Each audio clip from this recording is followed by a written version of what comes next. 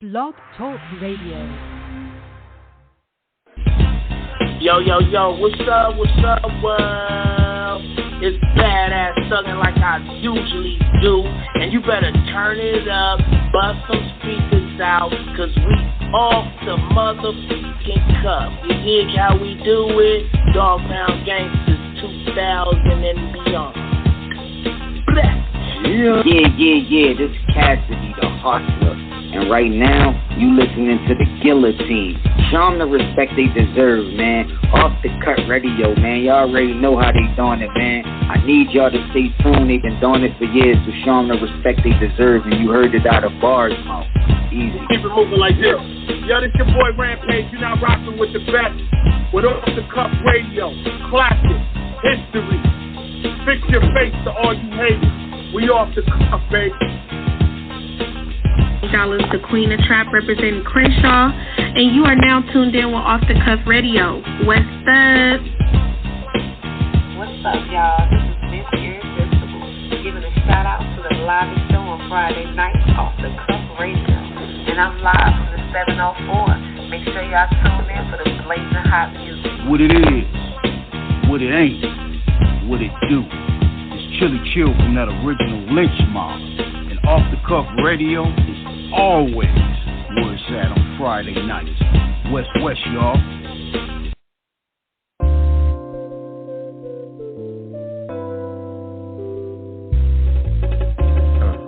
Like it too?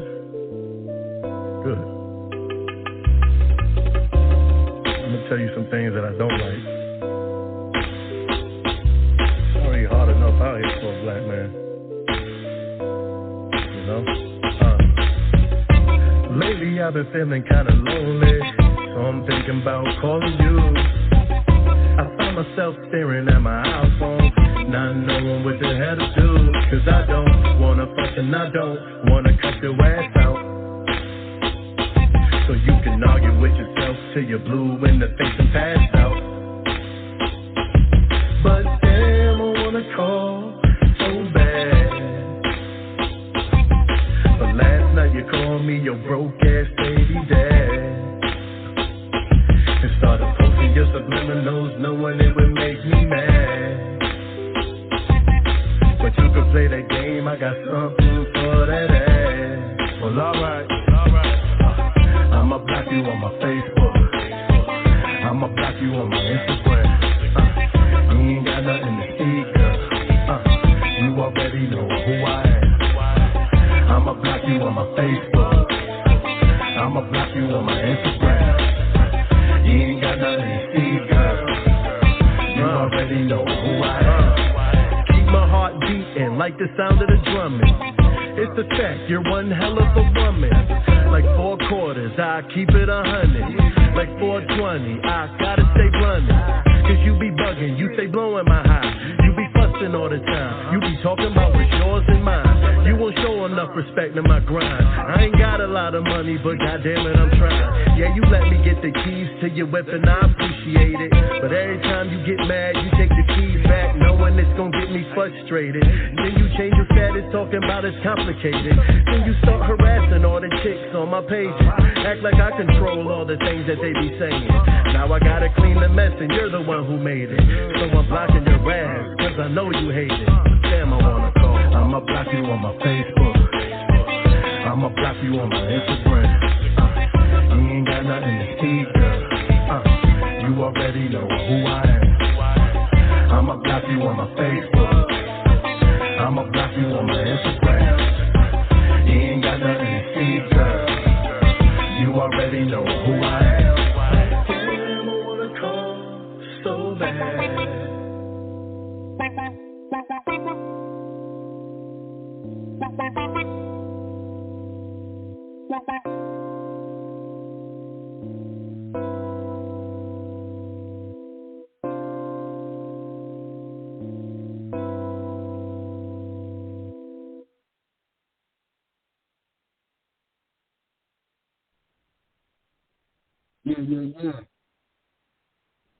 Yeah, we at episode 560 of Off the Cuff Radio, exclusive Monday night episode. I'm your host, King Eric, the Media Assassin. And this show is sponsored by Buddy Boy Entertainment, Da Vinci Clothing, Fleetwood and the Commentators, Screwball Radio. I got my host T-Max with the facts on the line. What's good? What it do, y'all? It's another magnificent Monday on that fresh frequency known as OTC, Off the Cuff Radio. You already know. And shout out to our co-host, of course, the Los Angeles Lanchi Chill, and of course, DJ Sincere, Dirty Basement Radio. And tonight, ladies and gentlemen, boys and girls, a very special show. We have a very special guest online. You know, he's representing, my home state of Virginia, and more specifically, my part of town, Hampton Roads. This individual is an artist. He's a devoted dad, businessman, an all-around good guy who embodies everything that his clothing line, for all those that hustle, in every sense of the word, in terms of perseverance, grind, success, and always, above all, staying positive and pragmatic in his approach.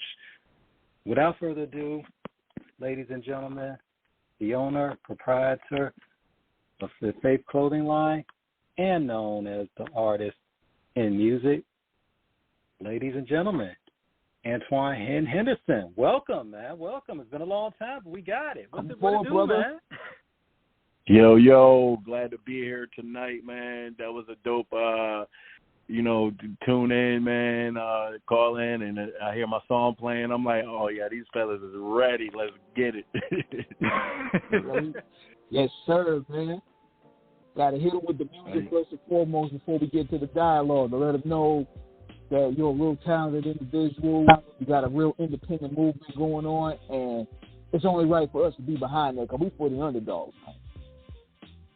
Absolutely, man. I'm so thrilled, man. So happy to be here, man. And it's always good to talk to genuine individuals, man, and to spread the word and the message, and do it organically, man, and control the narrative. You know what I mean? Absolutely. One thing about it, man, you embody hip hop in every way, from your music to your business, your everyday life, in terms of getting it, from the ground up, building a monument of magnificence. Like we get into it.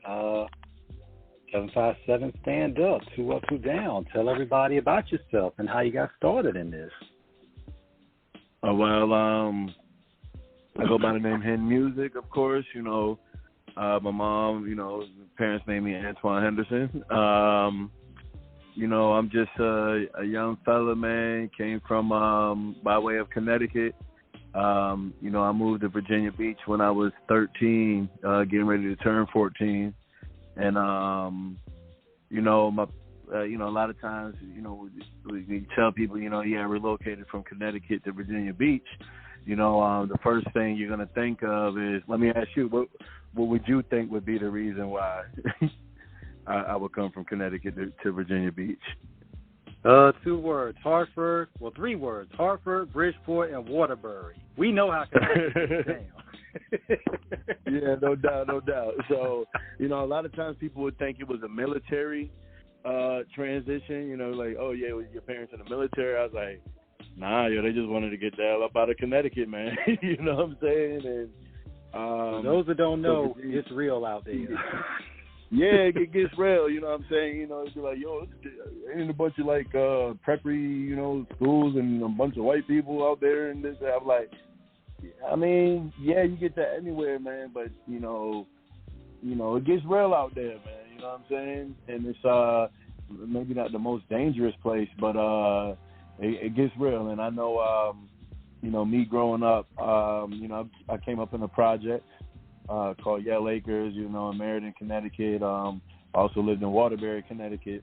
And it was this, it was like we always ended up next to crack houses and drug dealers and stuff, and then my father was one of those people that was kind of cool with everybody, no matter, what walks of life they were in, man. They just gravitated towards my parents.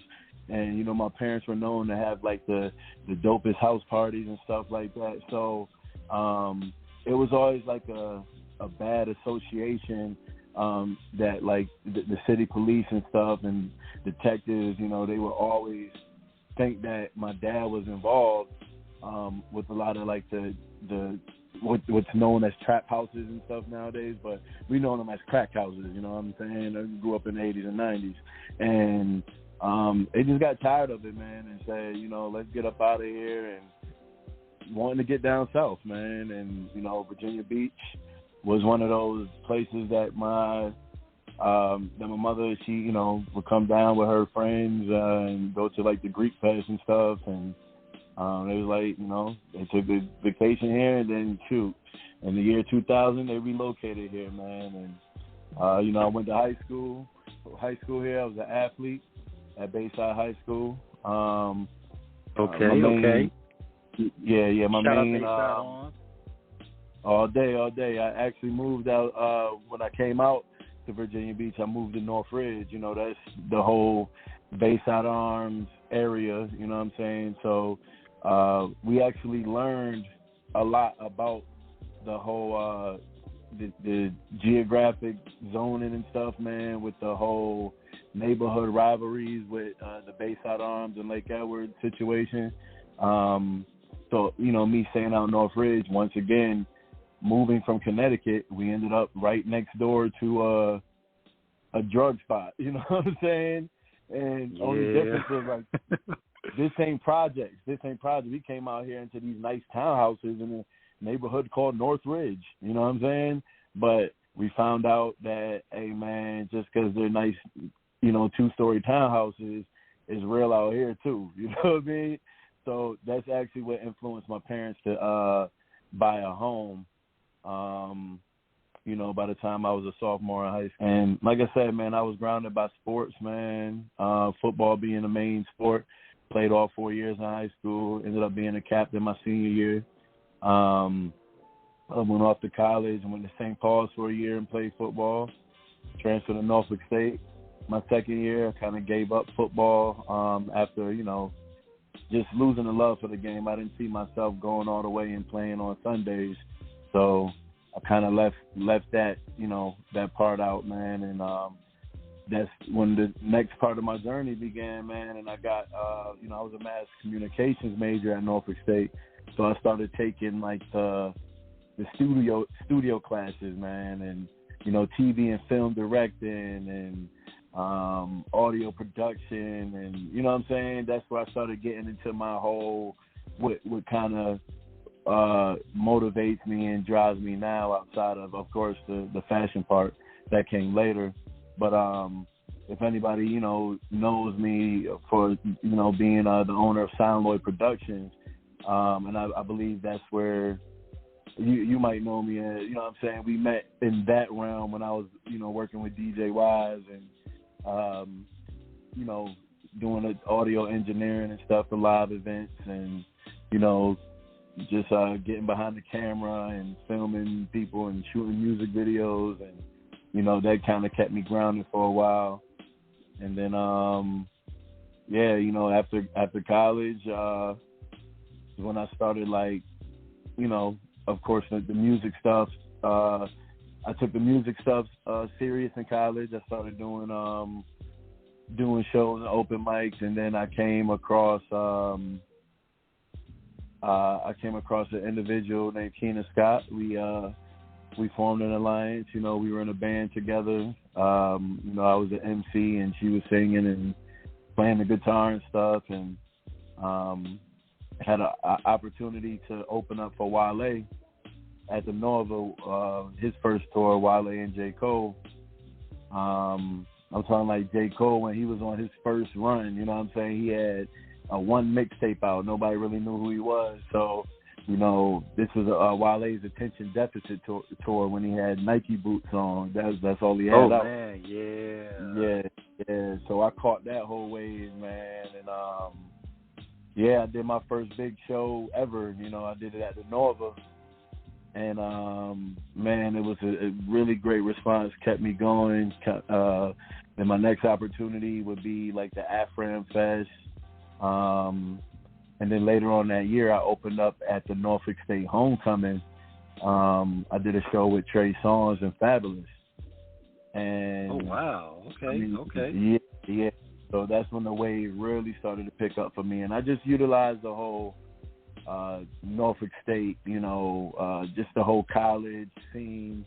You figure this is around 2009, 2010 when, the internet was starting to really, really pick up. And, I was catching that whole wave with the, like I said, Wale, Wiz Khalifa era and, Currency, J. Cole and, B.O.B., Asher Roth, that whole energy, man. I'm kind of in that same age group as them. So, and that ended up being the whole, everything in a nutshell, man. I don't want to give it all away. I want to allow y'all to, ask some questions and stuff, but, that's a little bit about me for the most part. And, of course, there was a whole nother round with the fashion stuff, but, that's just the whole background.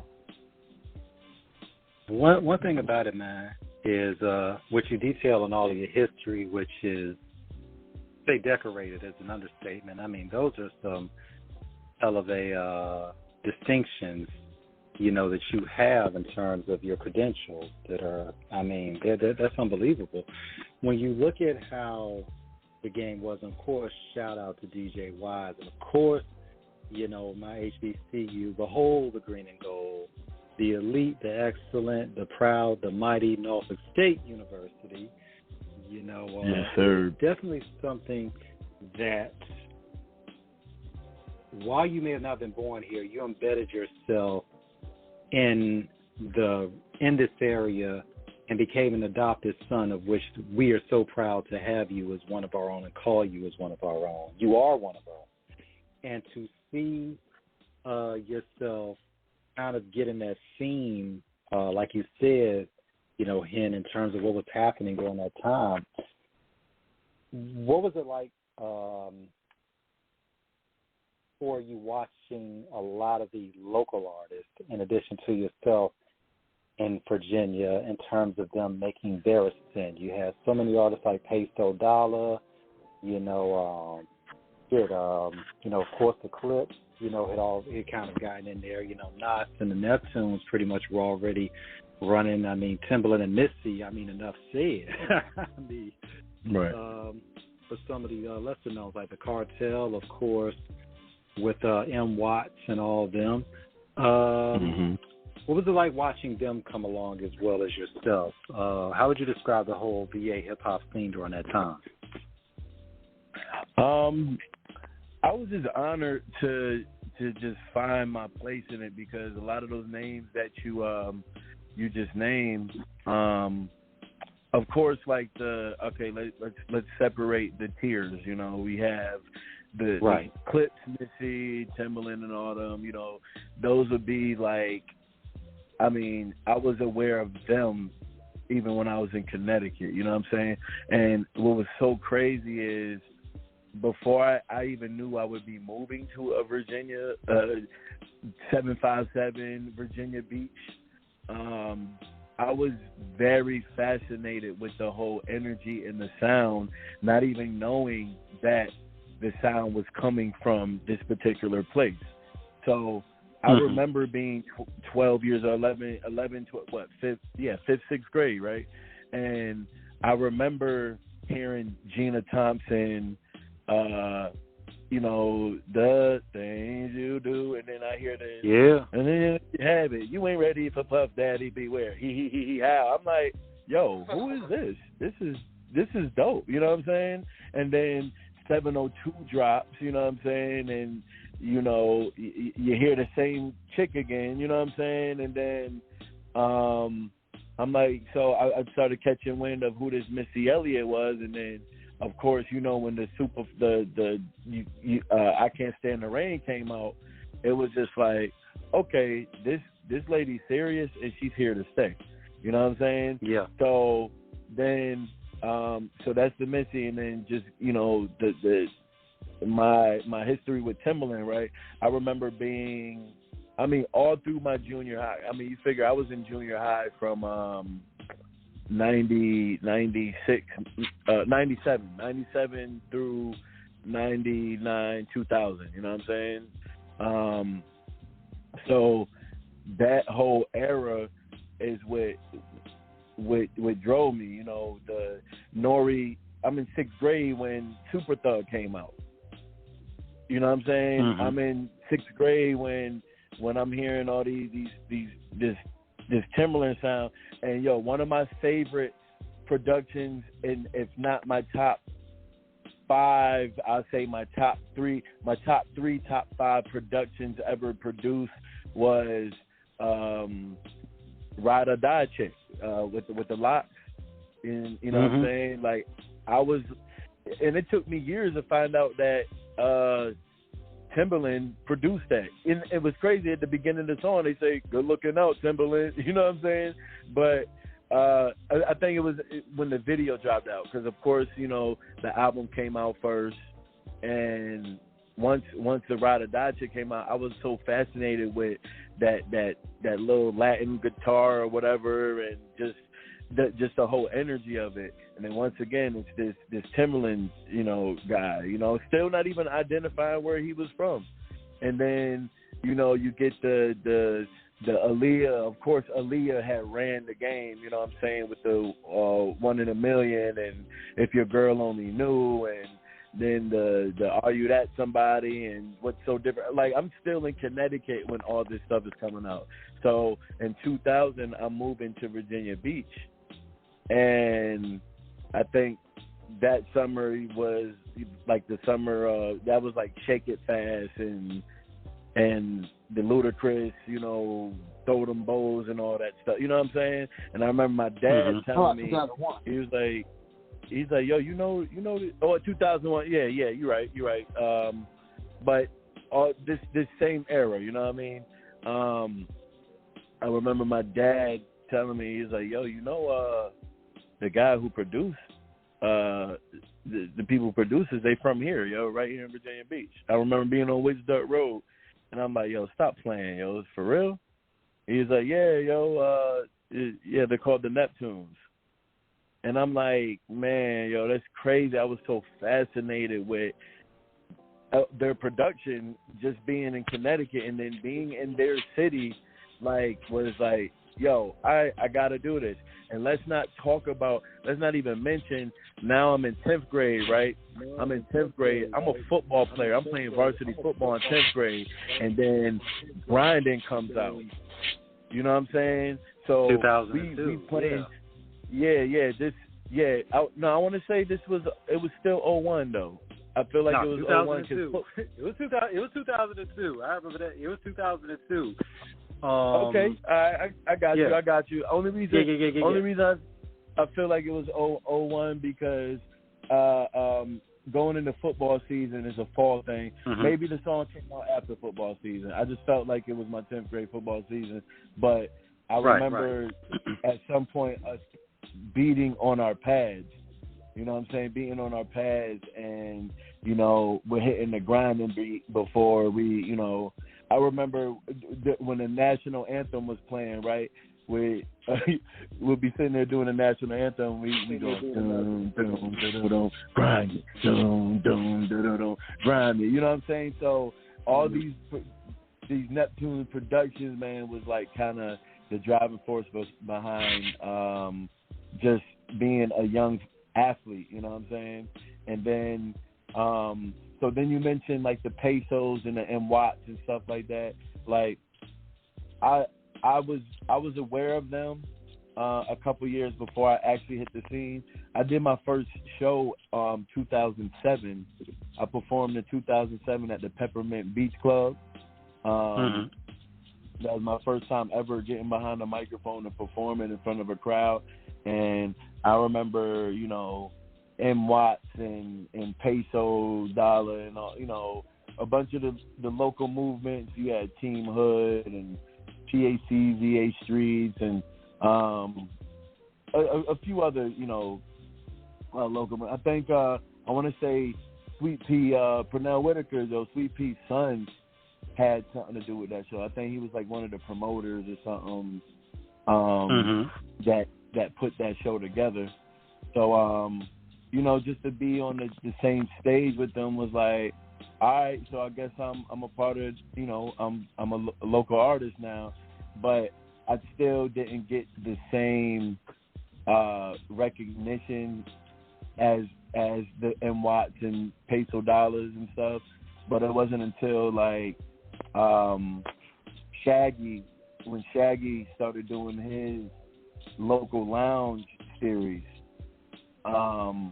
is when I started to get taken a little more serious, being in the same room with these local artists. So for a while, I kind of felt like I was a black sheep amongst the, you know, those type of names and stuff. It was just like, and I was still trying to find myself too. You know, I think at the time, man, I was Twan Henny, a part of freaking Get Money Gangsters, you know what I'm saying? So it was, you know, still trying to find myself, man, and find an identity.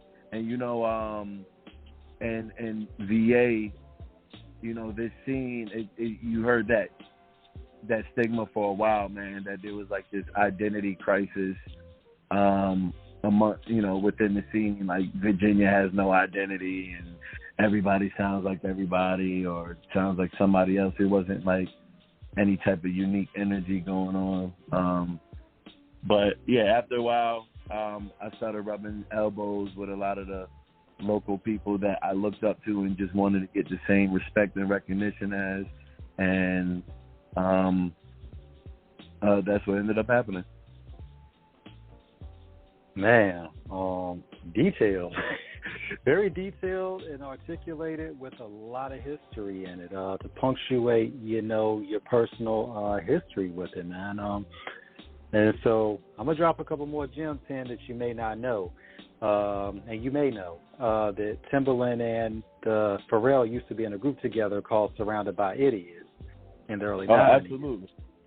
Yeah, and of course, Misty was with a group called Sister way back in the day in Portsmouth. And of course, before she ended up going solo. Of course, with the Right Here Human Nature remix, and it was released in the spring of 1993. That was Pharrell on the SSWWUV when he used to work under Teddy Riley. And also, too, Teddy Riley had Future Studios out here, of which he was, you know, a freak. You know, Teddy came down here, I want to believe, in 89, 90. Definitely one of the architects that will lay the foundation of what will become, you know, hip-hop R&B, of course, with him inventing, you know, of course, with Guy, you know, New Jack Swing. You know, and that would lay the foundation for what Puffy would end up doing later on in terms of Bad Boy, when he would kind of take it a little step further from what Teddy did. You know, that's that Harlem shit right there. You know, so they pretty much really embedded it. When we look at and like you said, Hen, with VA, there is a history here that a lot of people don't know.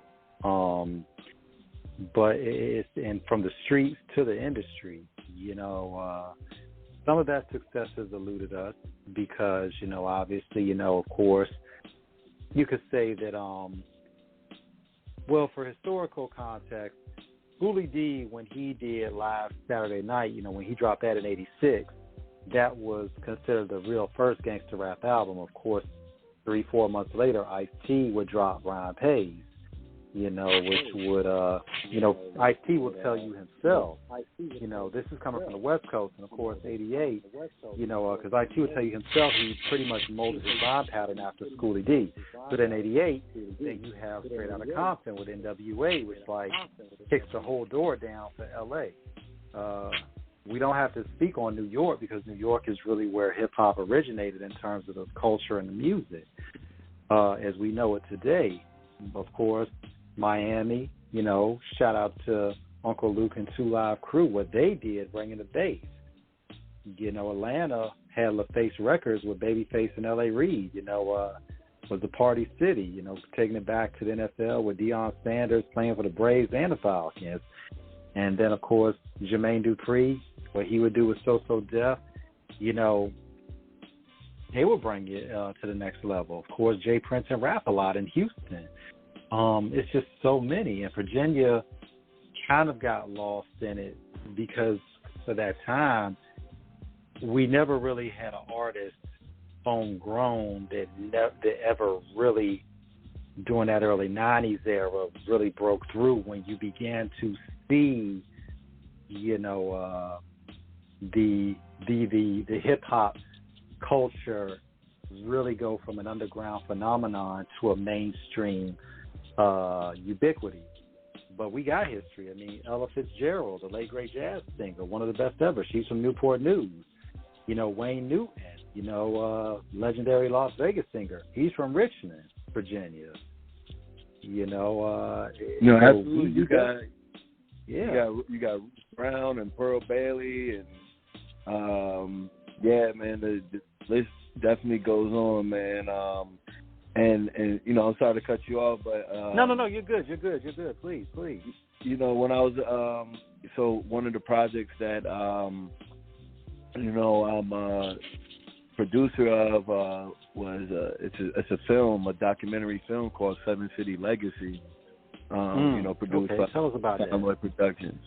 Yeah, so Seven City Legacy was, just a research, putting some research in. I got with some college students, some fellow colleagues from Norfolk State, and then we just put together this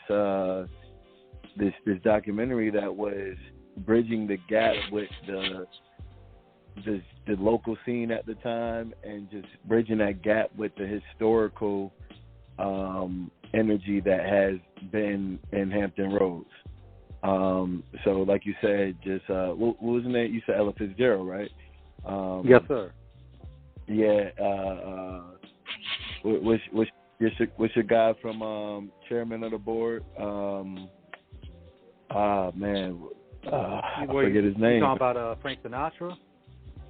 No. Chairman of you said chairman of the board. I'm thinking that Rat Pack. Yeah. Just a little more time. That song. But yeah, that guy right there, man. The name is a blur now, but he's right here from, I want to say Norfolk, like Huntersville or something like that. Yeah. So it's but Seven City Legacy, what we did, we talked about like the whole Church Street scene. I mean the old Granby Street and the history of Addicts Theater and stuff, and and then we used that, we bridged the gap with, like I said, the scene at the time, with a lot of the local events that was going on. And I mean, the film you could actually still check out. It's on YouTube, and it's called Seven City Legacy. And it's broken down, I want to say, into like 10, 11 parts. Yeah, man, and it's just good to know what has came through. You ever heard of Ray T. Jones? No, not offhand. School. Jones, he was another one that was doing it big, man. My dad, he's tuned in right now. The general, okay. Yeah. He's a chairman of the board, and he put the general. I forget his actual real name. You're talking about Gary I'm thinking Gary U.S. Bonds offhand, but I don't think that's him. You know what? That might be the name. Might be the name. Hey, if anybody, any one of my people tune in right now, hit me up, man, with a message, man, and get me. But Seven City Legacy, man. Please check that out. It was real informative, man, and it gives you some insight. I was able to actually sit down with my man Gene Thornton, also known as Mallers of the Clipse. He invited me over to his house, and we had a really good, we still have a good relationship, man, but I had back in like 2012, he was like kind of mentoring me, man, and he would invite me over to his house, man, invite me to the studio, and we just build, and He would tell me what, things he was planning on doing. I actually talked to him the same day, the morning that he announced that he was changing his name to No Malice. I actually spoke with him that same morning, you know what I'm saying? So that's how close I was with him at the time, man. And just to be rubbing elbows with half of the Clipse, you know what I'm saying, was man, that was big for me, man. That was big. I'm still in my young 20s at the time. And so our relationship really started with him just blessing that documentary with an interview. And the significance of that interview too, we was able to actually it was directed by Stephen D. Gale, somebody I played high school football with. We went to Norfolk State together. But yeah, we were able to premiere the film at the Attic Theater, man. And so that was just, good vibes, man, and good energy at the time. And yeah, man, still keeping it going. And I was saying all that to piggyback off what you were saying, man, about just the history of, the 757, Hampton Roads, prior to then the modern day what people might know, what started with Teddy Riley, you know what I mean? So, and then another fun fact too, man. So we talking Teddy Riley, right? A member of Guy. I'm very familiar with Guy, you know what I'm saying? Even though I'm 37, I was born in 86. I actually had I got family in Queens, New York, and I remember actually going to my Aunt Claudette's house after church one day, and we're eating Sunday dinner with Damian Hall and his mother.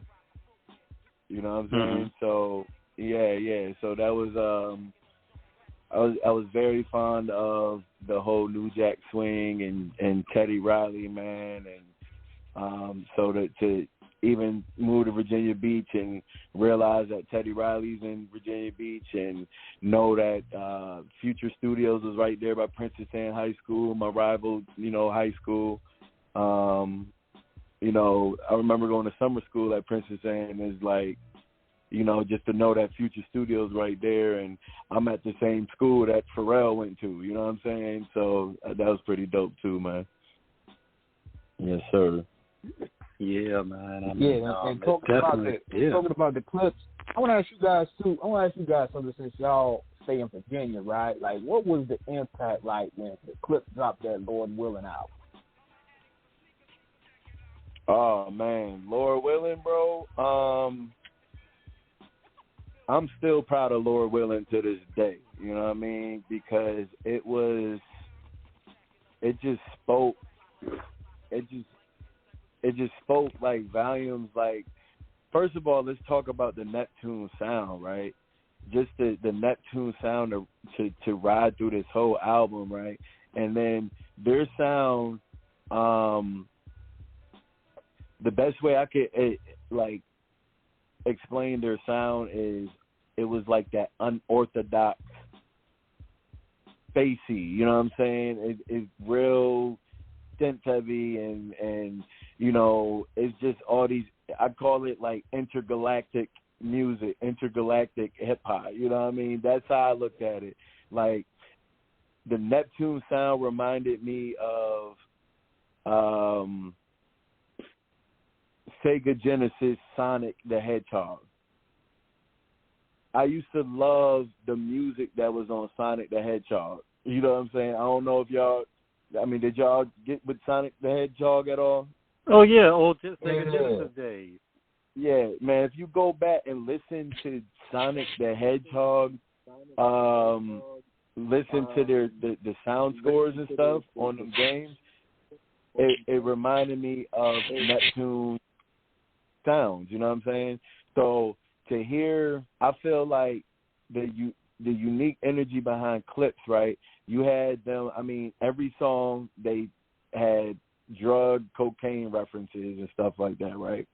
I felt like that's you had so many people trying to be, you know, spit that same content, but they wanted to do it like New York or Atlanta or, you know, LA, what, you know what I'm saying? Like these other areas, and there was no real identity. And this is just me speaking, you know, it was like, it was no real identity for that type of content here in the 757. It was all over the place, you know, but to put that type of content on that type of sound was what made it work, because it was so unorthodox. It was so like, man, what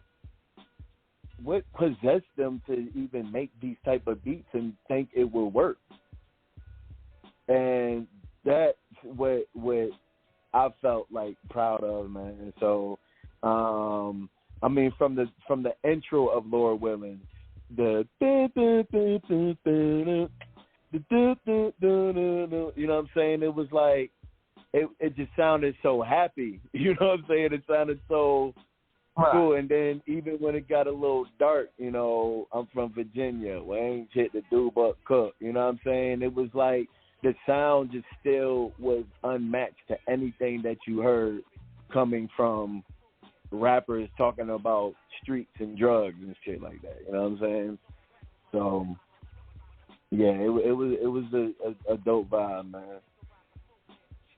Yeah. So there was that one beat on the album that got me. That's why I knew it was incredible. It was the joint they did with Fabulous, the Comedy Central beat. Oh, like, yeah. I ain't never heard nothing like that in my life. Yeah, that was dope. Yep. That was definitely dope, man. All the beats, man. There was not one beat. There's not one song that I could say was like, yeah, this is trash. Like, everything, it just all made sonic sense to me. You know what I'm saying? No pun intended. Yeah, man. When you think about what happened with them, and it was great to see them with the Neptunes, you know, by then the Neptunes pretty much were in full swing with their career. You know, the Clipse, you know, they had their first single, you know, The Funeral, and the first, you know, and the B-side, Got Caught Dealing, that was released on Elektra Records in terms of the promos. And they even got a video for The Funeral, but the problem was, you know, label politics, and the record didn't get released. This was in 1997.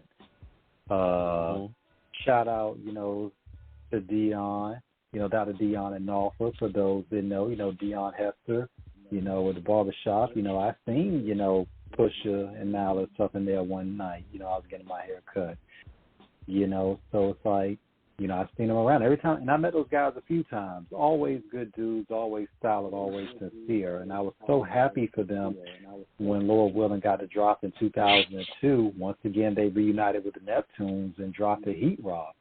You know, they really, you know, really got everybody out there to really understand, like, you really had something, you know, and it was monumental to really see it from where they really began to, I mean, you basically took a beat of locker room slamming doors.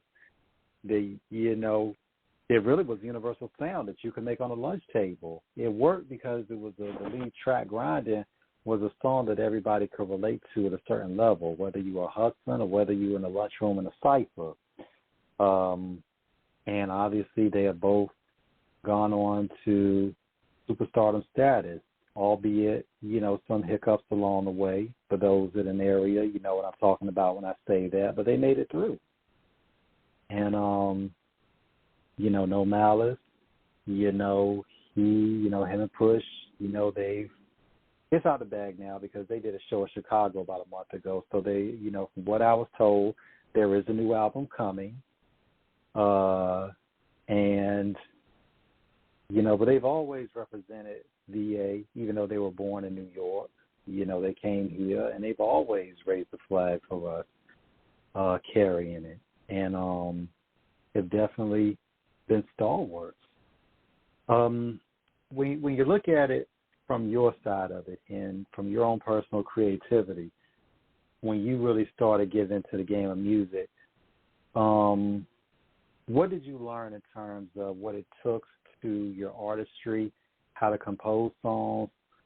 What was it like being in the studio? And we already talked about what it was like when you first performed, but what was the process like before it actually led up to the performing and all of that?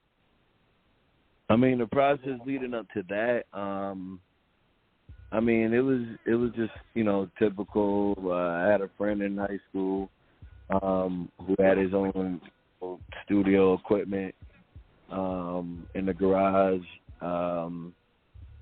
But even digging back further than that, man, my father, my father was an MC. I mean, I don't even want to say what. He still is an MC. But okay, he was, okay, get it from his daddy. Yeah. My father, he was doing his thing up in the Connecticut region, man, and he was known from there, New York City, all of that. Like, I have photos, to this day where he was in one of Clipse Blow's music videos, and he was in contact with Clipse Blow, and we talking 86, 87, like I was a little baby. And so Clipse Blow actually listened to one of my dad's tapes, and he actually kept it, and he was trying to introduce him to Russell Simmons. So that's just to show you, like, the talent and energy that, my father had. But, my father had to make some decisions. My father, I want to say when I was born, he was 19. Mm-hmm. My mom was 17, my dad was 19. They were young, and they got married young, and, they were trying to do, it came to a dilemma, like, can he go, pursue his dreams or stay home, be a family man? He really didn't want to lose his family, man, and getting caught up in the whole music industry at the time, and so he just kind of he kept it going. But I think it's one of those situations, man. You get one shot, don't miss your chance to blow. And he literally was in the mix with Clipse Blow, you know what I'm saying?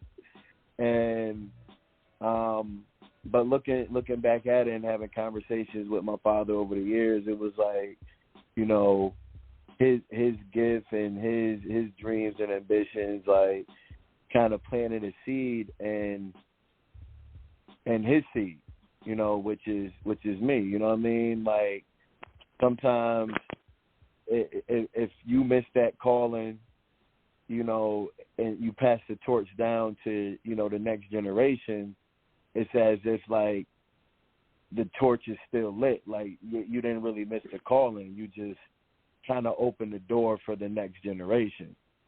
And that's where I learned. That's where, I had my dad's Yamaha keyboard and a tape recorder, and I'm writing songs and making, trying to make my own little beat off the little sampler packs on the keyboard, and I'm 8 years old doing this. Mm-hmm. You know what I mean? And so I always had that in me, and my dad always kept, I remember he had the Cubase back in the late 90s. He had the Cubase, so he had his I want to say like a little 4-track, 8-track little tape deck recorder or whatever, if I'm articulating it correctly.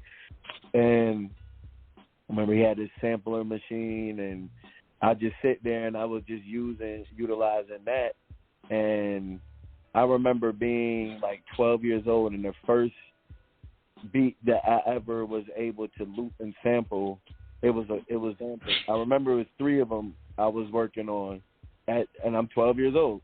And one of them was that it was a Diggable Planet sample, right? It was a Diggable Planet's. I want to say it was called something Comb or something. Blowout Comb. Right, boom. That exactly. was the second album, Blowout Comb. That came out in '94, I believe, '94, '95. Okay, bad. And it was a little loop up there that I caught, and then it was Shaq. I was a Shaq fan, basketball and rap. You know what I'm saying? So his second album, the You Can't Stop the Rain album. Yeah, I remember that was '96, '97, I believe. Yup, exactly. And I remember catching a loop up there, and when I would catch these little loops, I would go to my dad and get him to listen to it, and it felt like I made a beat, even though I was just catching a loop. You know what I'm saying? And so, it just planted seeds for when I got older and I was able to get in the studio and like I said, so I really was able to really learn the game, working with my my boy Uriah, the owner of the Grind and Pray brand.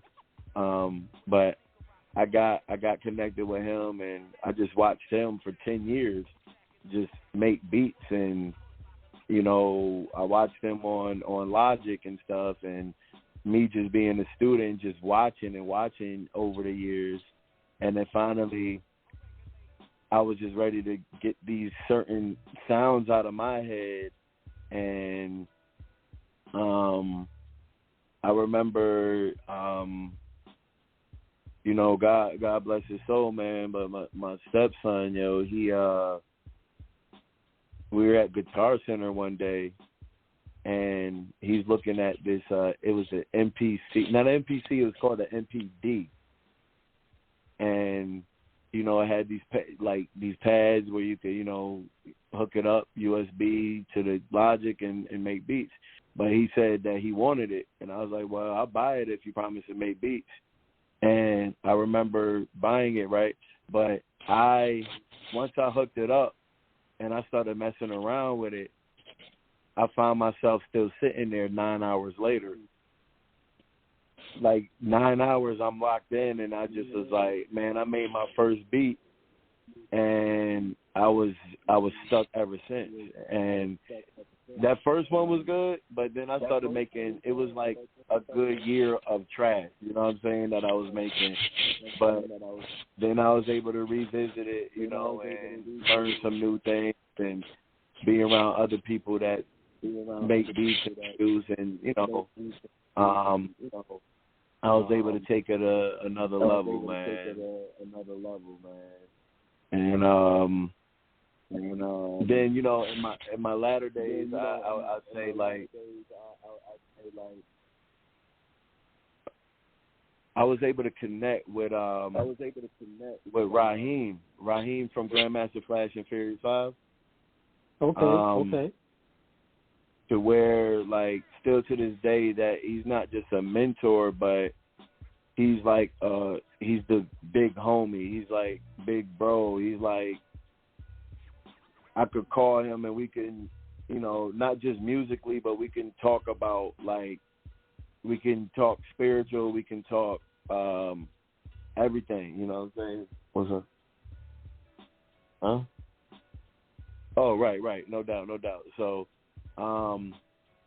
yeah, we would, like, I mean, our connection is so deep, man. This how deep it is. All right, my father being an MC, right? My father at 14 years old, my father's like 3 years younger than Raheem. And I remember growing up and my father, like, my parents, I was very aware of who Grandmaster Flash and the Furious 5 was. I heard their music growing up. My parents played it, all of that. And, of course, The Message is one of the greatest songs of all time. You know what I'm saying? So I remember and the way my father would explain it, he was like, Grandmaster Flash and Furious 5, man, was like, he looked up to them as like superheroes. They were like superheroes to him. Like, they made him want to actually get into hip hop. And my father had his sneakers, his Adidas. He had his DJ set or whatever, and he had posters on his wall. And a couple of those posters was Grandmaster Flash and Furious 5, the shows and stuff. And it was there to inspire him to get on that same level. And he said he remembered his first time being in Waterbury, Connecticut at, I want to say that it was called like Skate Odyssey or something like that, or it was a skating rink out there. And he's a 14-year-old kid watching Grandmaster Flash and Furious 5, and he knew that's what he wanted to do. Now, fast forward 30-something years later, I'm coming from Connecticut because, you know, my mom had just passed, and we had a family get together, and, you know, got her ashes and stuff, you know, and as I come back to Virginia, and I'm 33 years old at this time. I come back to Virginia, and I got somebody to say, yo, I got somebody, you know, I want you to meet. His name Raheem. He's from this group called Grandmaster Flash Furious 5. I'm like, man, I know who that is. You know what I'm saying? So we pull up. You know, I go to the spot he was at, man, and from there I'm just like, yo, pleasure to meet you, yo. You were like a superhero to my father. And I'm just coming back from Connecticut, like, and my mom, and I remember my mom, right? Anytime I would get high when I was a teenager or whatever, my mom would say, oh, you want to smoke reefer? You need to get a job, learn to be a street sweeper. You know what I'm saying? That was like, she always used to quote that to me. So I thought it was like profound after she passed away to come back, and this is who I'm in the room with. I'm with not just a legendary, like, this is like, I wouldn't be pursuing a career to be a recording artist if it wasn't for a pioneer such as this guy from the Furious 5. You know what I'm saying? Like, we know their history. We know that they broke some barriers down. You know what I'm saying? So I'm telling him, like, yeah, man, I'm 33 years old, man. My mom just passed, blah, blah, blah. So Raheem looks at me, right, and he says, yo, you know what's crazy, yo? He's like, I lost my mom, too, at 33 years old. Oh, wow. So, yeah, we had that connection, and from there, man, it was just like, all right, look, I said, I got to call my dad right now. So I called my dad, and I said, Dad, yo, guess who I'm sitting here with? And he's like, who? I'm like, yeah, I'm with Raheem, yo. And he's like, Raheem, Furious 5? I'm like, yeah. And then, boom, I put them on the phone, and my dad just like, man, they end up just talking, man, and it was like they were able to go back to 1983, that night where he first seen him at the Skate Odyssey, and it was just like, it was up from there. And that was like one of my favorite moments in life, was able to put my father on the phone with somebody that he looked up to as a hero. And, you know, so from that point on, I, COVID came, and I spent a lot of time with Raheem. I mean, he stayed at my house a couple of times, man. I went up to Jersey, went to stay with him. He ended up producing a song for me on my last project, my very last record, called One Monkey. He produced that joint. I got other tracks. I got stuff that I produced for him that's unreleased. We got stuff that, we got, different surprises that we got, in the works right now. And I was just happy to see him on that stage at the Grammys, man, being honored. I mean, this guy's a part of the Rock and Roll Hall of Fame, you know what I'm saying? And to see him representing hip-hop on that Grammy stage, and just to know that, dang, yo, I was just staying at his house not too long ago, man, and there's no rapper, no MC that you can talk to you know, that has came out in the last 30 years that cannot pay homage to contributions that this man has made. So, and like I said, that's the big homie, that's the OG, man, and that's kind of like, you know, who I'm rocking with right now, man. Just on the grander scheme of things. Man, I mean, what are the odds if you get to connect with such a historical figure, and not even the fact that you connect, but y'all have a genuine friendship. Definitely, as we saw, I believe the message came out in 1984. So it's definitely a landmark record in terms of really embodying what hip hop was, in terms of being what will be termed as the CNN of the street. You know, this is what everything that they were talking about was what was going on at the time. You know, if you were from any hood in America, you could relate to it. When you look at, we're in the 50th year of hip-hop and King, when you think about what you said about how he is one of the legends, one of the pioneers, where do you think the state of hip-hop is today in terms of a lot of the newer artists? Not all, because some really do know the history, but some of the new artists who don't know the history and even worse, are not trying to learn it. Can you repeat that question? I'm sorry. I said, what do you think about it with some of the artists today who are not trying to understand the significance of figures, you know, such as him and so many other pioneers who have laid the groundwork for this thing that we do today, whether we, you know, do podcasts, whether we're writers and journalists, or whether we're, you know, entrepreneurs like yourself and, you know, performers like yourself? Honestly, man, I think it's a very important thing that needs to be like put on the table, you know. Like you should know your history. I don't care if you're a drill rapper. I don't care if you're doing all this harmony, singing rap and all this stuff like that. You're still supposed to know the origins of why you even get to have an opportunity to be a recording artist in urban music, you know what I'm saying, as they would call it, you know, but especially in hip hop, you know, like I think it's really uncivilized, man, to like not know the message and not know who the Furious Five is or the Treacherous Three and you know what I'm saying, Cool Herc, and you know, just that whole it's a culture.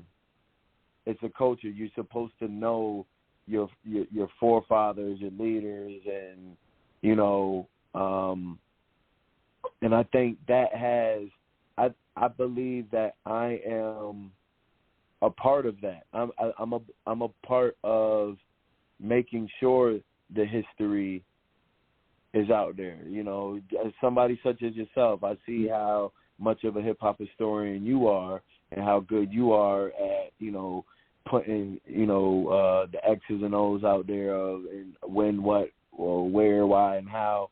And I feel like I have to do the same thing.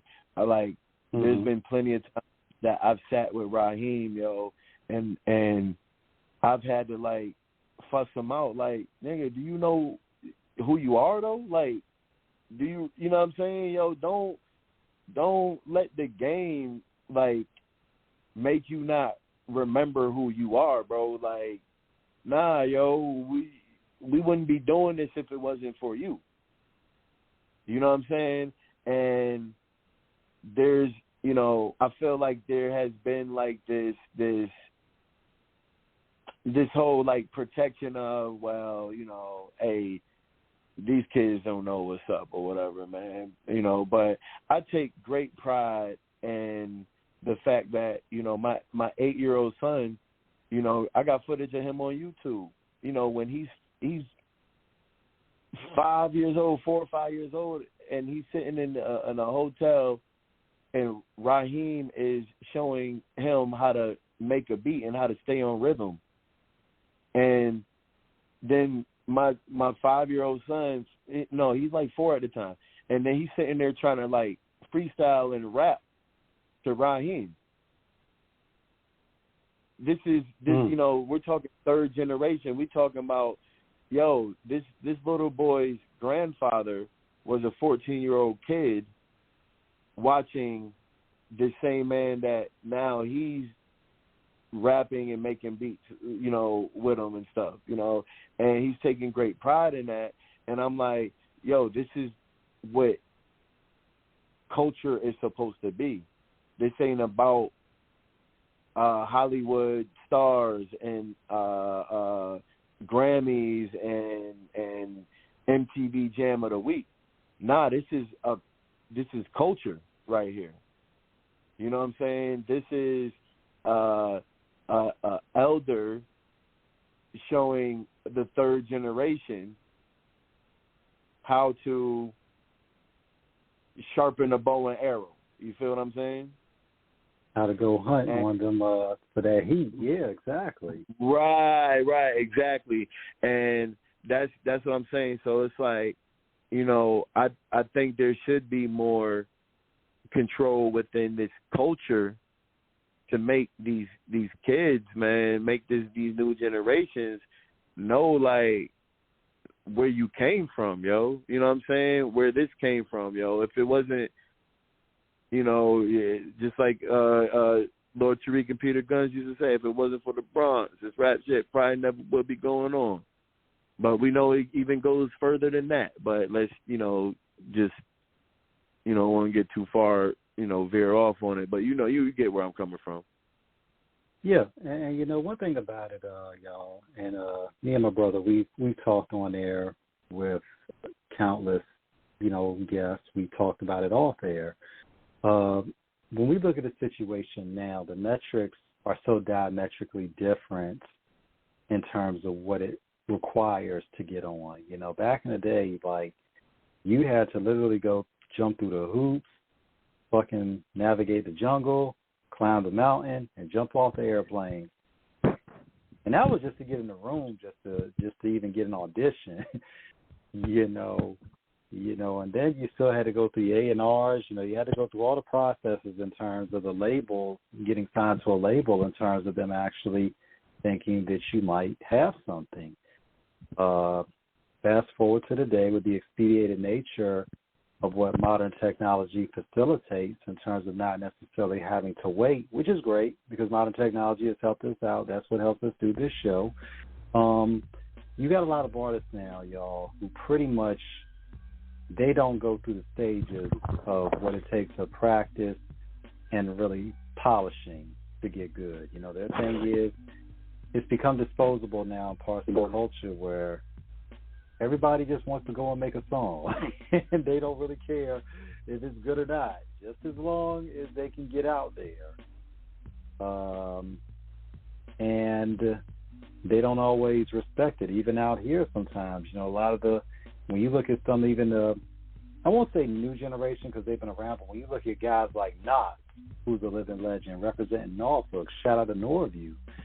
You know, when you look at guys like even lesser knowns who are still dope, like Lee Major, you know, he's the one that did the realest, you know, the realest of the gifts on Jay-Z's Blueprint 3. You know, he did that track. You know, you still got artists out here who are still, and producers who are still, you know, who are embedded here. You know, Nicole Ray, you know, she spent time here. She claims Virginia as her home. You know, dropped a bomb-ass album, Make It Hot, back in 1998. You know, it's definitely, but anywhere you come from, you have to understand where the legends are, the foundations, you know, in L.A. You know, Dr. Dre, you know, I mean, World-Class Wrecking Crew, of course. You know, shit, man, Mixmaster Spade, all those legends, you know, Toddy T, It's just the list goes on and on. No matter where you're from, there's going to be somebody that was doing it before you did, and that you should always recognize and respect it, and acknowledge them as being the ones that paved the way for you today to do what you do. So we got into the music aspect of it, of your history, and the clothing line. Tell us about how that became, how that was birthed. All right, so the clothing line, Faith Clothing brand. I mean, prior to that,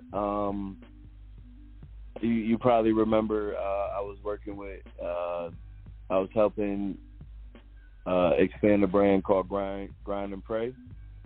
Mm-hmm. Which is that's my boy Uriah. He's the owner of that brand. Started in Petersburg, Virginia, and I was basically, helping my brother, and I brought the brand out here to Virginia Beach, and that's how I was able to get started on. That's how I was able to get started on with my store at Lynn Haven Mall. I'm sorry, I'm sitting here looking at messages coming in. That's why I'm stuttering a little. It's all good. It's all good. I started a kiosk in Lynn Haven Mall selling Grind Pray. And, that was an experience. I was learning. I never really aspired to sell fashion or, retail anything. That was just a different calling that had came in my life. So as we were progressing with Grind and Pray,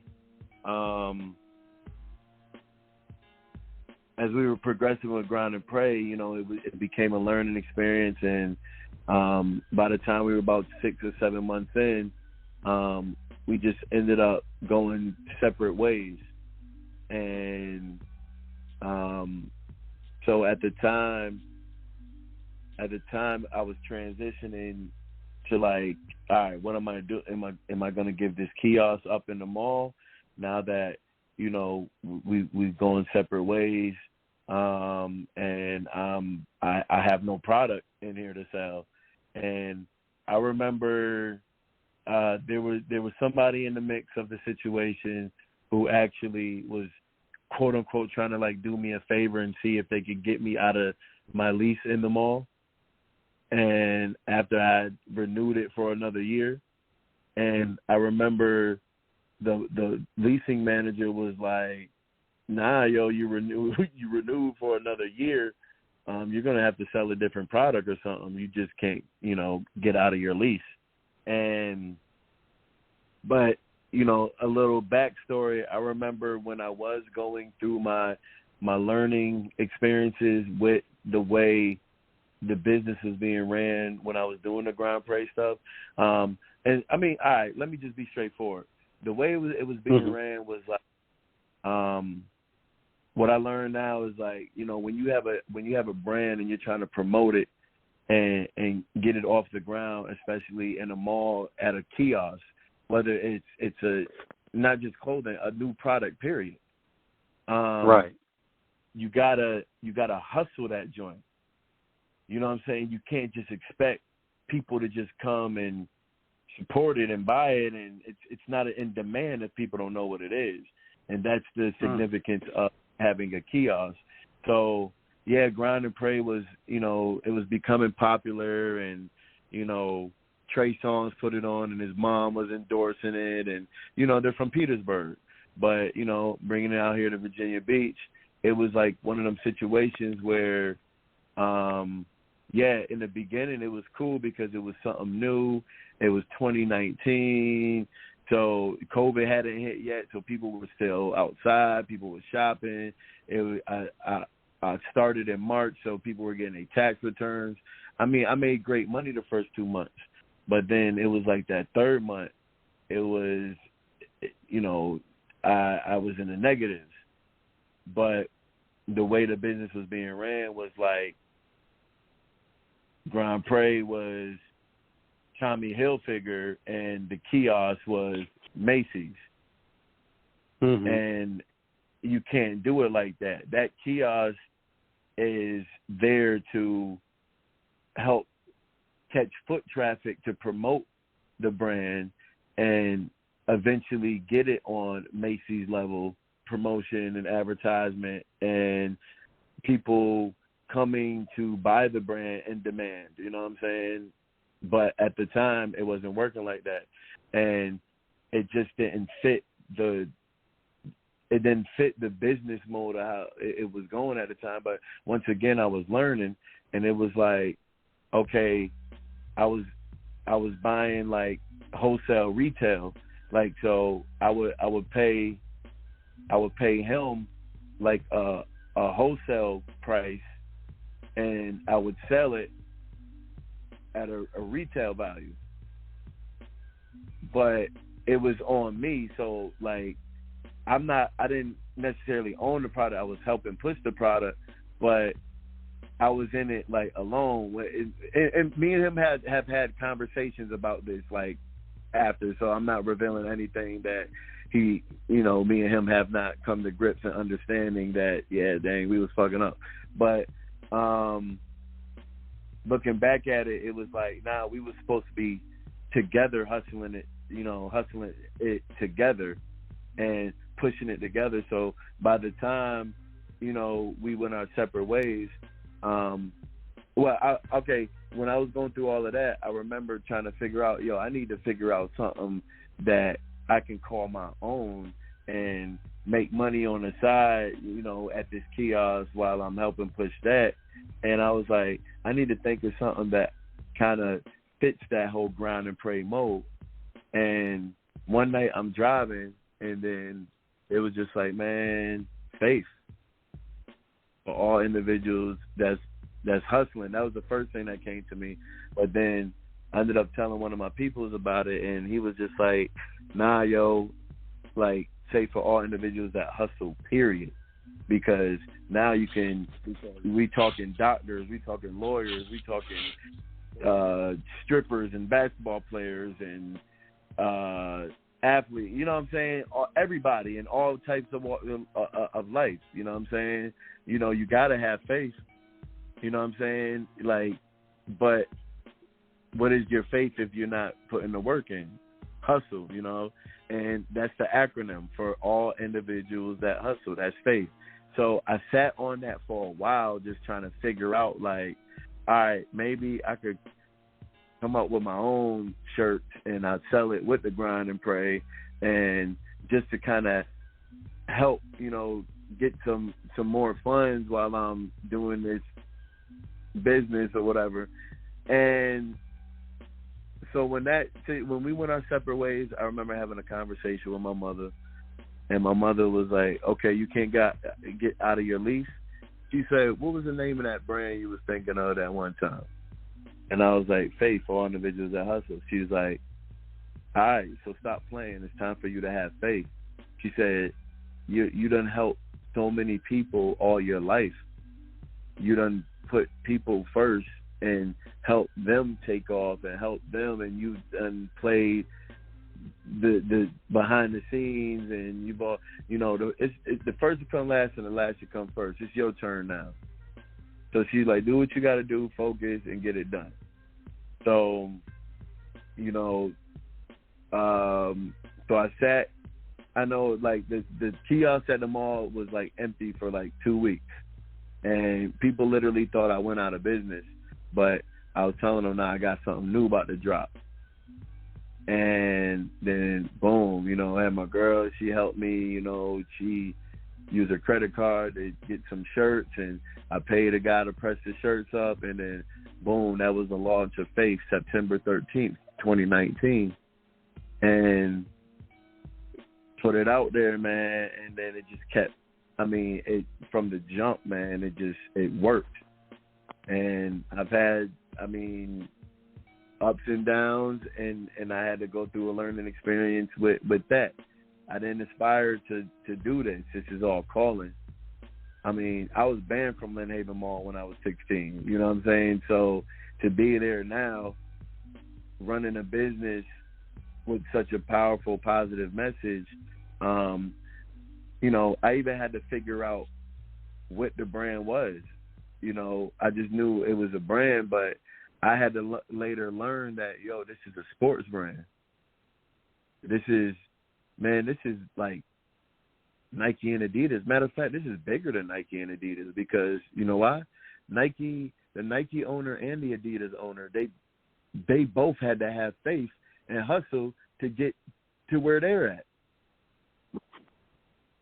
So it's like I use the sports to push that message, but it goes beyond sports. It's whatever you need to put your faith in. A lot of times when people see it, you know, I've dealt with this in the mall. They'll see that big word faith, right? And they might think it's a church thing or a religious thing or whatever. And I say, hey, it's cool. You can wear it to church and you can, you know, use it for your religion and all of that. But religion don't own the word faith. You need faith when you get in your car and go from Chesapeake, Virginia to New York City. You need faith in the drivers around you. You got to have faith in the car. You got to have faith that your car is going to make it. You know what I'm saying? You got to have faith when you go order a sandwich from Chick-fil-A. You got to have faith in that cook. The cook is cooking it right. You got to have faith in your wife. You know, the wife got to have faith in her husband. You know, the team has to have faith in their coach, that you know, and their teammates and stuff like that. You see what I'm saying?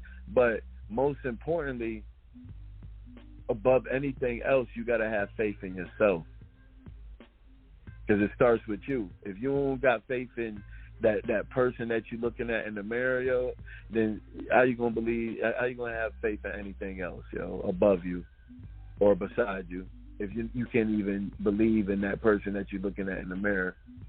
But you know, so the analogy I like to use is, hey, look, this is what faith is. Faith is like having a baseball bat, right? And the pitcher's getting ready to pitch that ball. You got to believe that you can hit that ball. But this is for all individuals that hustle. So you're not going to be able to hit that ball if you're not doing this one thing. And what do you think that is? No wavering faith that you can hit that home run. You got to swing the bat, you know? You got to swing the bat. You can't fall. You breaking up a little bit. Hold on. Yeah, sorry about that. What I was saying was, if you don't have that belief system, you ain't gonna get far at all in anything. Like, even if the eyes don't look on your favor, you gotta. Even if I step on the basketball court, and I gotta tell myself, I'm better than Michael Jordan. I don't believe it. Really? People don't believe it. It's obvious, but right. I gotta tell myself that. Right. You know, and it's just there's also a dictionary definition of faith. There's different, you know, definitions of it, but it says full confidence. It's confidence in something or someone or something. You know what I mean? My little son, he was 7 years old, and they had to do a vocabulary day parade or whatever. He chose the word faith. And it says, why did you choose the word faith? He said, well, first he said, I choose the word faith because my daddy has a brand about that, right? And then they had to define it. And in the definition, it said confidence in someone or something. And I was like, yo, that's so dope that the kids can actually understand what faith is. Because if you would have asked me at 8 years old, only answer I could have said was, oh, it's your walk with Jesus Christ. You know what I'm saying? I only knew it in a religious context. I didn't know that faith is a thing, is that substance that you just need on a daily, you know, like people who worship Buddha, or people who are atheists, or, whatever walk of life they're in, they still got to have some faith, though. You know what I'm saying? They got to have faith no matter what it is. They personally, their personal spiritual guide is. All I know is, you just better be able to put work behind that faith that you're talking about. You know what I'm saying? Because, you can holler at, believe in this, that, and the third, but if your action ain't matching up with all that shit you talking, then I ain't even trying to hear it. You know what I'm saying? So, yeah, that's the most important thing, man. I mean, like the Bible says, faith without work is dead. And anything that you do, you have to understand that there is work involved with it. Like you talked about how, what you were doing in terms of, getting your clothing line, when, you took that leap to do it, and how, the work you put in behind it. I mean, it's not an accident that you've been successful as you have been. Your mother saw it, your dad sees it, your son is watching, you're inspiring people consciously and subconsciously with your message, with your approach, and with the brand that gives definition. It is the visual representation of everything that you embody in terms of that. When we correlate it to a music level, that's what a lot of these artists have to understand. You just can't drop shit out there in terms of just hoping that it catches. Faith is one thing in it, but you got to put the work into it in terms of understanding how it's going to reach the people. Do you have something that everybody can relate to? And that's where we see some of these artists today, where they're making songs, it's good for a minute, but then they wash out. Why? Because they're not putting the work behind it to sustain the initial buzz. Mm-hmm. It's about saying, look, you may have faith that you can do it, but I'm like, that's fine. So I'm like, are you going to put the work in to make sure that you can continue with it? When you look at the state of hip-hop today, go ahead. And I want to add one more thing, too. Sure. The most important element of it is, the faith is more significant when you're ready to give up, or when it does look dark. People think faith is just, oh, yeah, everything's going good for me because, I got faith. All right, that's cool and all, but let me hear about the dark part of your testimony. Let me hear about when you thought that everything was done. And if you don't have that story for me, then your faith ain't even real. Because you know what? Faith that ain't tested is not real. If it's faith, it's going to get tested. You see what I'm saying? There's no real successful person that you're going to hear about. Like, you hear about the Jordan getting cut from his high school basketball team. Or the times where Steve Harvey had to, take $20 and drive up to New York City and sleep out of his car and stuff like that. You know what I'm saying? And, I mean, the stories go on and on about, your successful people. And can't one of those people tell you that it was just this easy cakewalk? And so when it comes to people talking about their testimony of faith, I want to hear about that moment where you was about to give up, or you felt like giving up, or you felt like you couldn't do it anymore. It wasn't, working out for you, because it's those moments that you actually get to find out what faith really is, and why it's that substance that was given to us from the Most High, the Creator. So that's one thing I have to add when it comes to faith, man. It's going to get dark. You're going to feel like, it's over, or this, that, and the third. And that's the time you really got to use that faith. Yeah. And for people, and I think if I got that story, if in addition to that story with Jordan, if I got it right, I think he did get cutted that year, but I believe they won the state championship the next year. He made the team the next year, and they won state.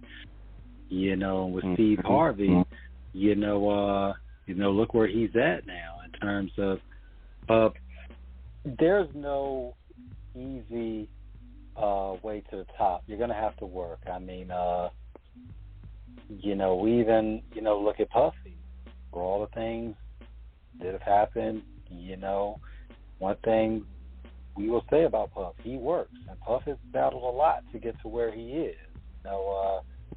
You know, from the CCNY tragedy, you know, and of course, you know, the situation with that happened at Uptown Records with Andre Harrell. Shout out to Dez Young for telling us that story in detail. Y'all can check that out online too on the YouTube channel where he talks about it.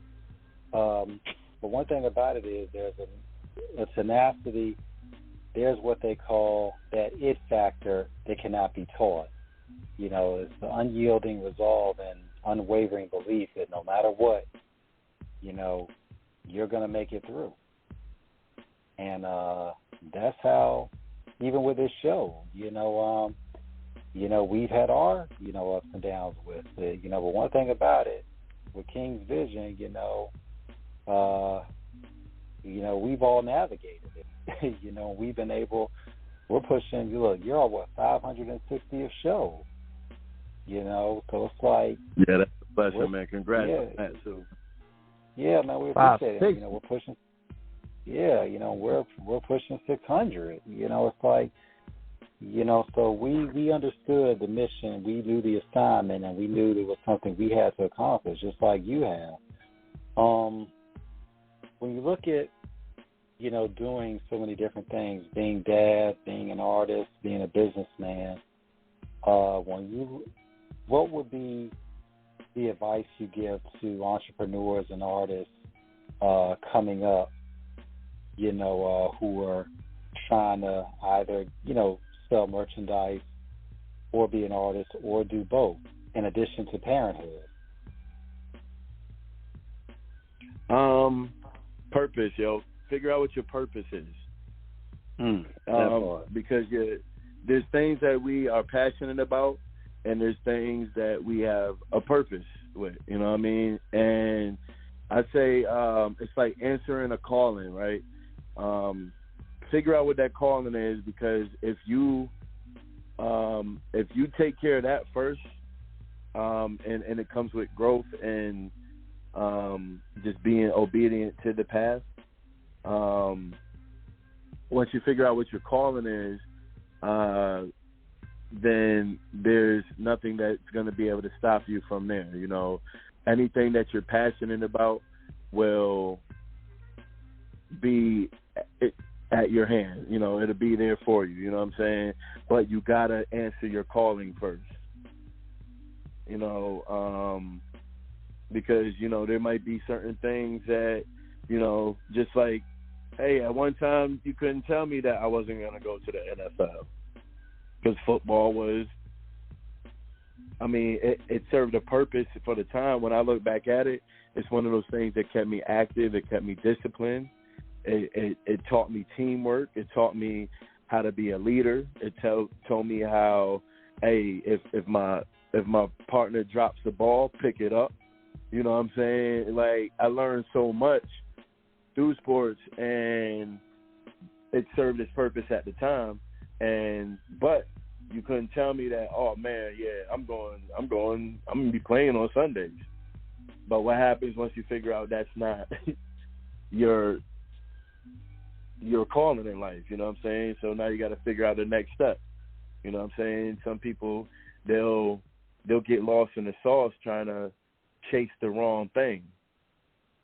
And so, you know, I get a lot of people who will come to me and they'll be like, yo, I want to start a clothing brand. I'll be like, all right, so what's the brand? What is it?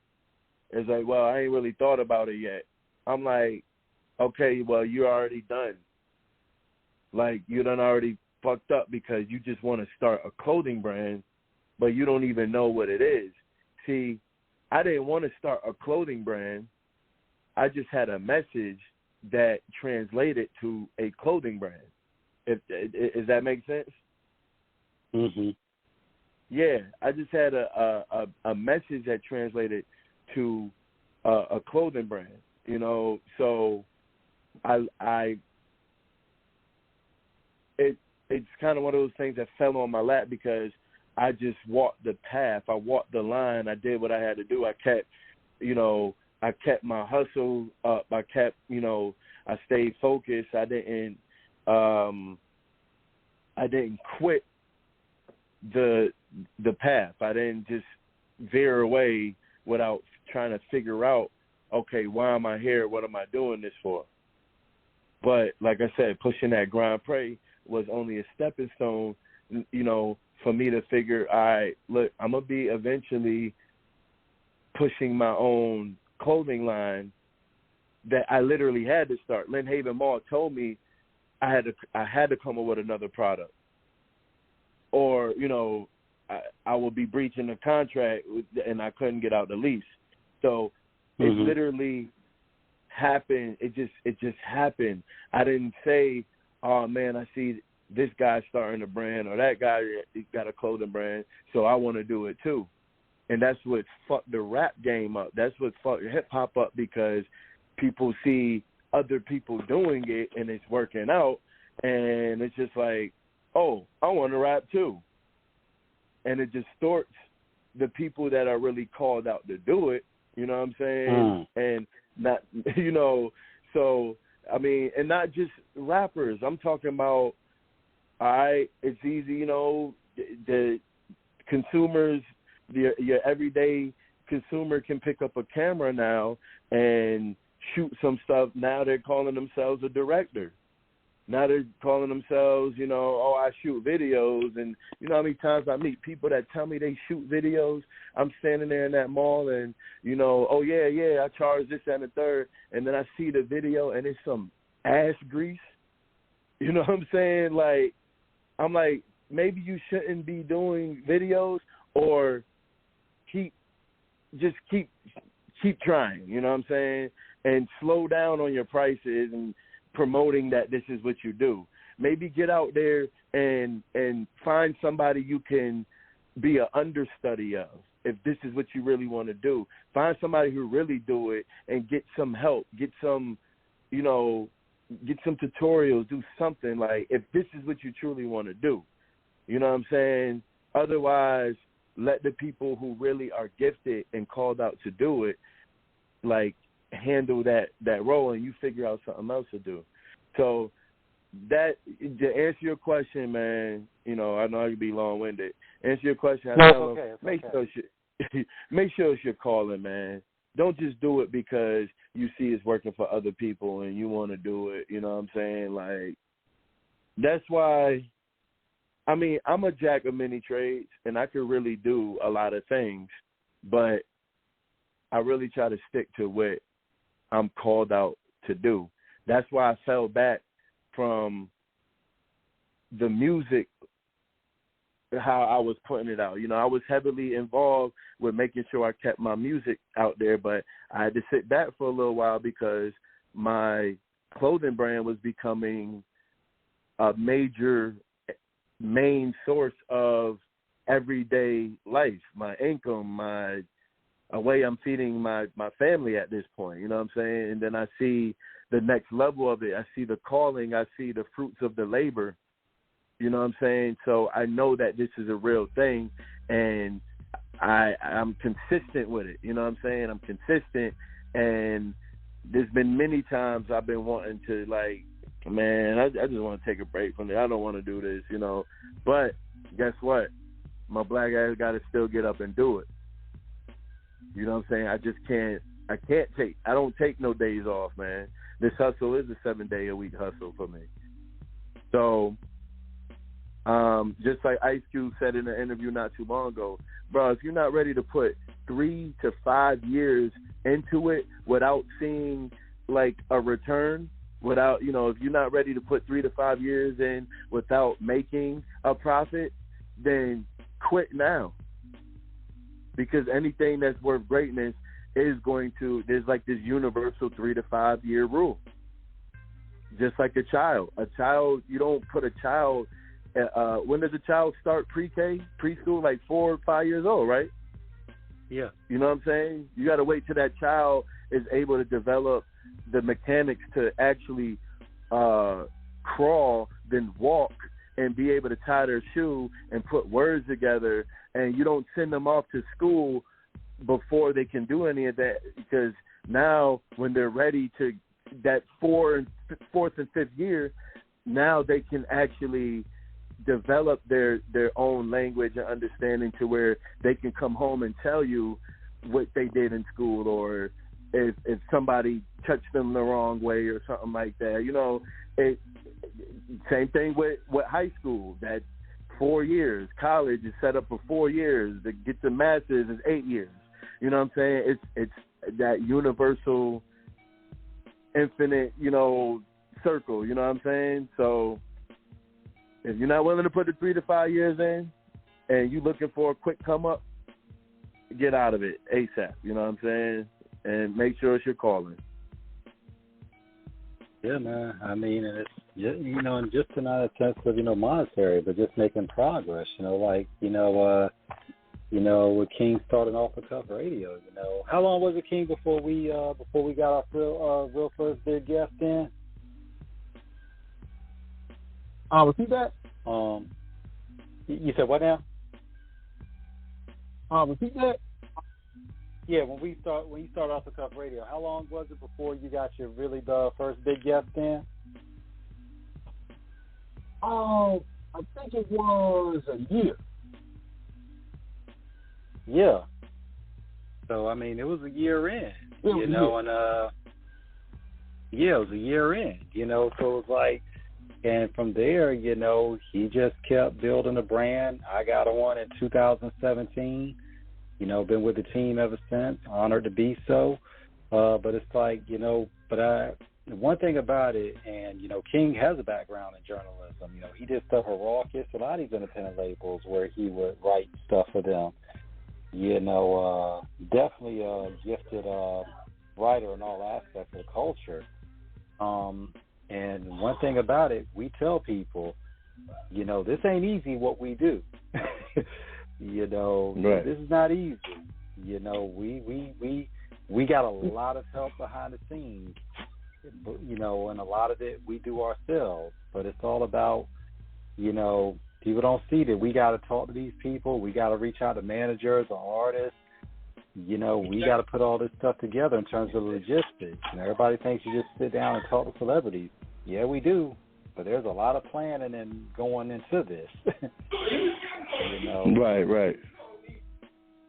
You know, and people got to understand too. You know, when you're actually having a show, you really got to be able to talk to people on the level of really, really, really understanding where you really want to go in terms of the direction of it. You know, you don't want the low-hanging fruit of frivolousness. You really want to be able to make these, you know, make the audience feel connected in a certain way. You want your artists to feel respected and that you're knowledgeable and respectful of what they do.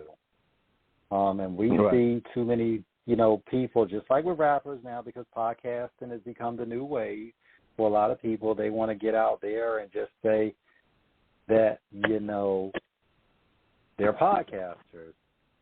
And our thing is, okay, you know, how many shows have you done? Who have you had on your show? You know, what do you talk about on the show? You know, it's not to throw shade at anybody, but it's like we respect what we do. We respect so many of our, you know, contemporaries, Doggy Diamond, the late, great Combat Jack. You know, of course, shout out, you know, to baby girl Kenya Ware out in L.A., you know, with her new joint, California Love Podcast. Of course, you know, the Gangster Chronicles, you know, everybody out there who's doing it.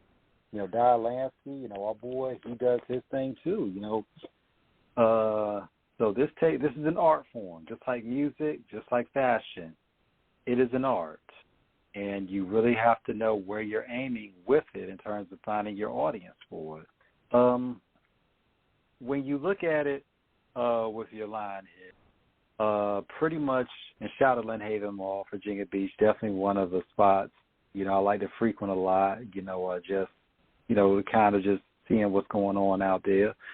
Down the line, pretty much would you think of taking, it on a national level, that the right deal came along with a distributor or what have you, or you're good with where you're at right now? Man, that's an excellent question because you never want to be complacent with where. Oh, hold on. Mm-hmm. I'm sorry. Yeah, I had turned on the car and it had got connected. All right, can you hear me? No, you're good. Yeah, we can hear you. All right. So yeah. And one thing, especially, it'd be a different case if like this was, I've traveled a lot, so I've been to, the LAs and Miamis and New York and Vegas and all type of places, right, where I see,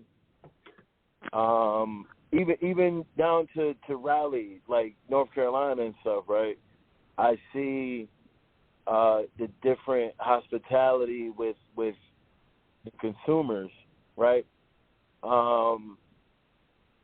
Being in Lynn Haven Mall, Virginia Beach, Virginia is unique, because it's like a glass ceiling to it. So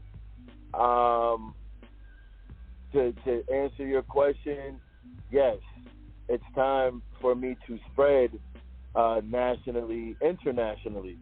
You know what I'm saying? I've had people ask, well, what about your web presence? How's your web sales and stuff?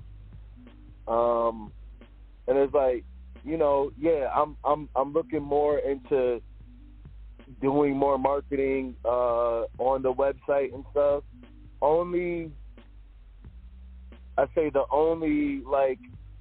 I gotta put this, it's like a double-edged sword to it because I'm such a physical hustler. I'm in your face with it. I'm 1993 with it. You know what I'm saying? I'm on the block with it. Like, for real. Like, I'm in Lynn Haven Mall treating that joint like 125th in Lenox, Harlem. You know what I'm saying? Like, that's how it feels to me. Like, hey, y'all on my block. What's up, yo? This my product right here. What you doing today? You know what I'm saying? We can have the approach like, hey, how you doing, sweetheart? I like your braids. I think it'll go good with one of my shirts. Can you come check it out real quick? Come here, yo. Oh, you got the purple J's on, yo. I got something cool for you, bro. You know what I'm saying? Or come to the, hey, bro, don't be too cool out here, yo. Come holler at me real quick. Or, sometimes, they'll ignore you. They'll ignore you and won't say anything.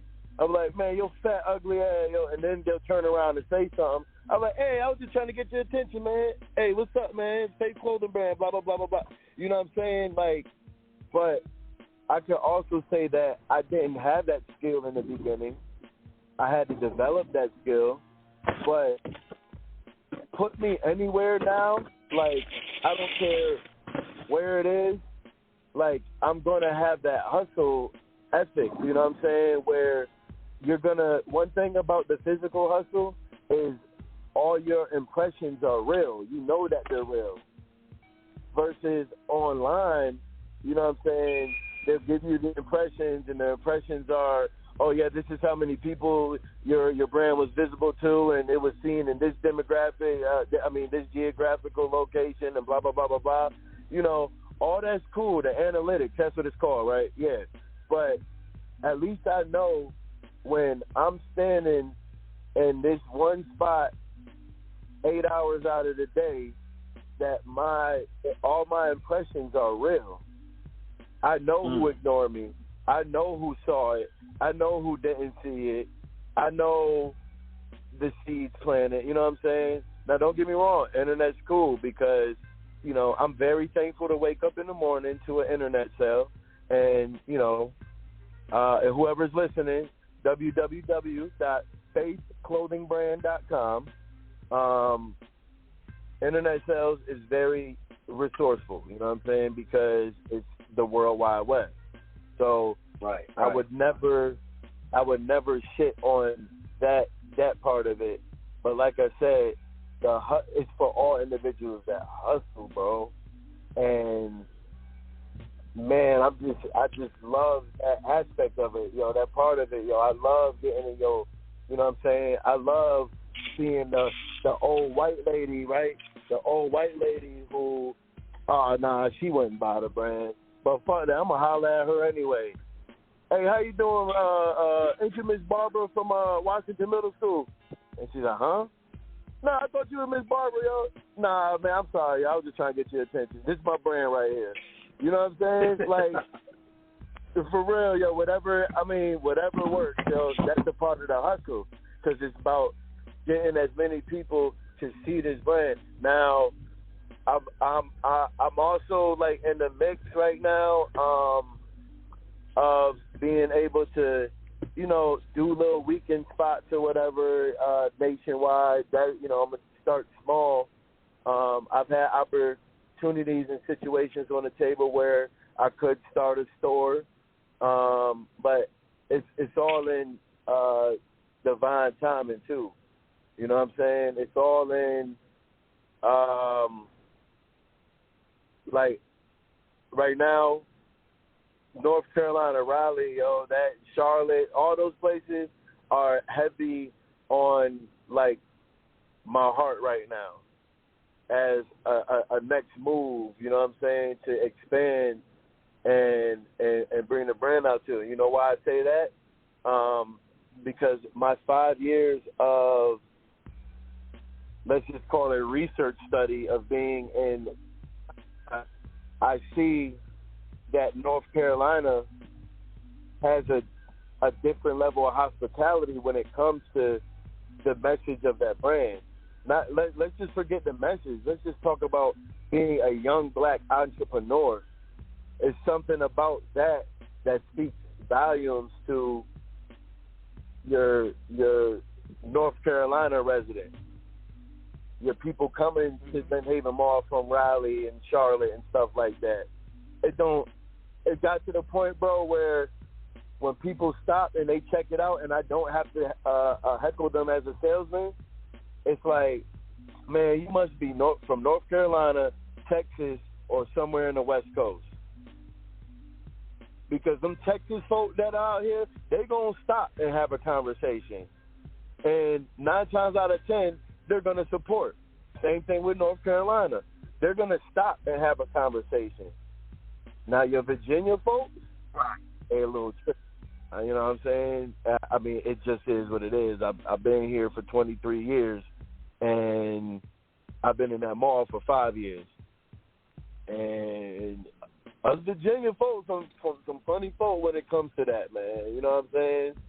And I don't know what it is, but it is what it is. You know what I'm saying? You know, can you relate to what I'm saying without, you know, feeling like I'm shitting on?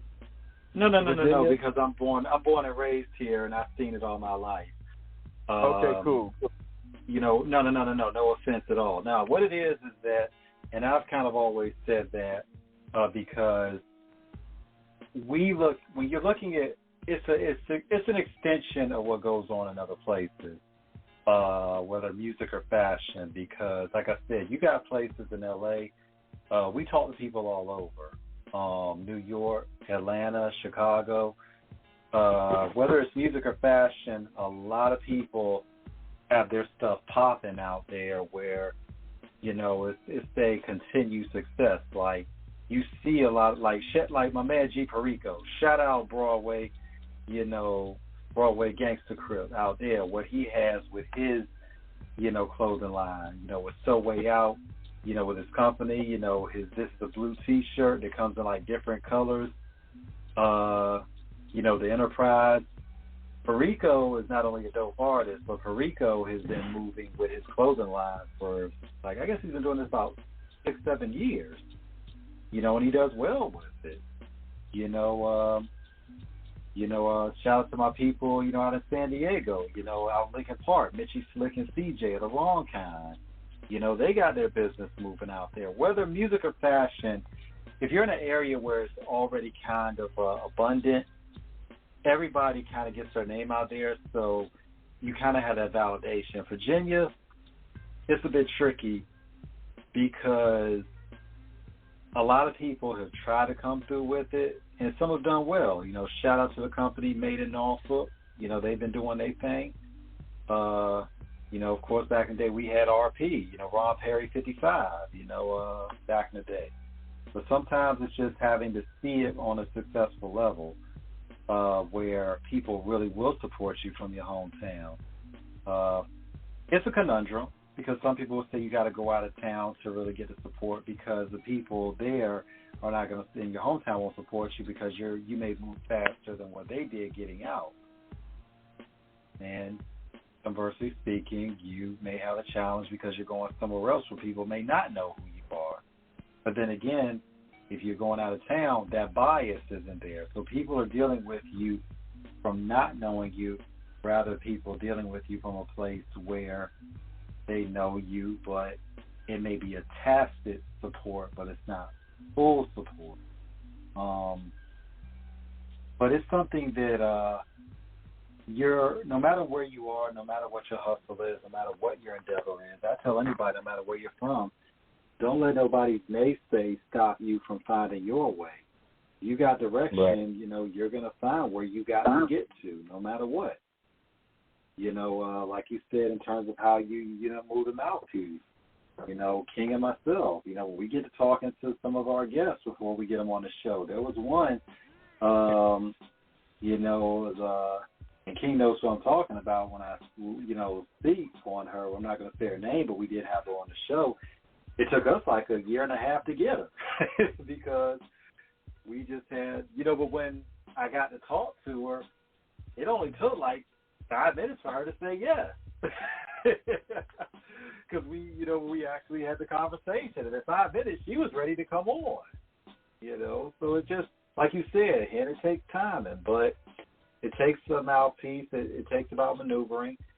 But once everything comes together, you know, like Hannibal said from 18, I love when a plan comes together. Once it comes together, everything is what it is. And this has been so enlightening, so inspirational, so enjoyable. We're about to close shop. It took us a while to get this done, you know, but we had to make, you know, to make the schedules meet and everything. But, you know, I told you a while back we were going to get you on, and we got you, and we're so happy that we did.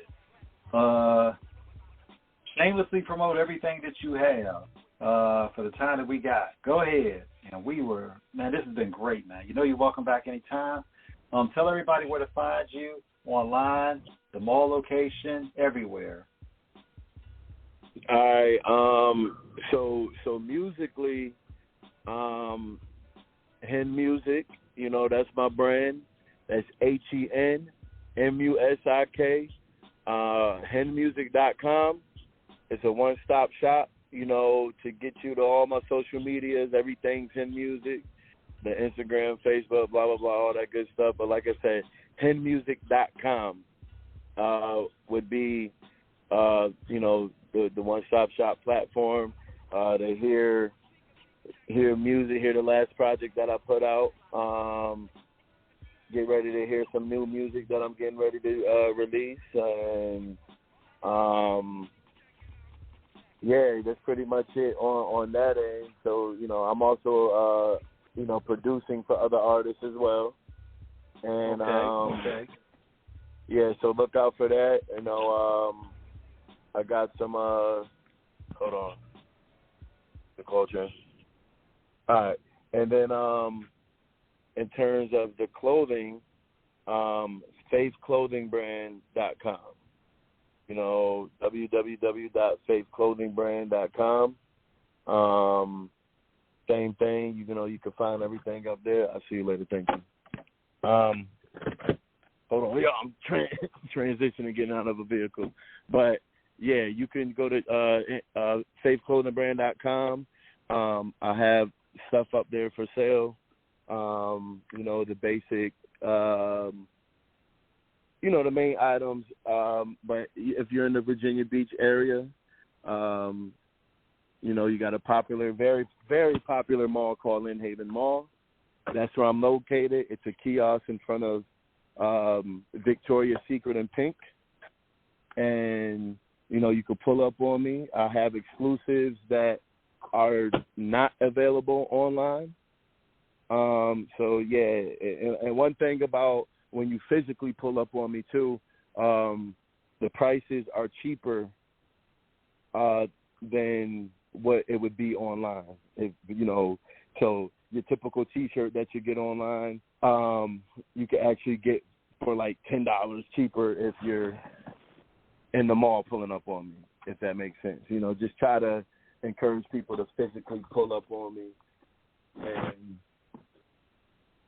and develop that type of energy, you know what I'm saying? So, yeah, man, Faith Clothing Brand and music, that's pretty much what governs most of my life. Other than that, man, I hope I'm not leaving anything out. Yeah, I think that's pretty much it, man, you know? Once again, Hen, you know... check out that Seven City Legacy film, too, man. Okay, definitely. Look, from music to media to producing to designing clothes, you're a one-man juggernaut of all things entrepreneurship and excellence. Hen, thank you so much for being with us. Thank you for the wisdom. You know, thank you for your friendship, and most importantly, thank you for just being a great individual. You know, the world is all the more richer with you in it. Keep your talent forward, and your faith prosperous, and your success infinite and perpetual. Keep going, man. Keep going. Appreciate that. Hey, if y'all could do me a favor too, man, and subscribe to my YouTube channel, man. That, you know, that'll definitely help too, man. You know what I mean? I'm definitely up to par with, you know, uploading the content. I got 2.14K subscribers, man. So, yeah, man, if y'all could Henmuzik on YouTube, man, that'd be very appreciated, man. And, you know, I'll hit that subscribe back as well. Yeah, we already did. What's that? Repeat that. My bad. What's that? My bad.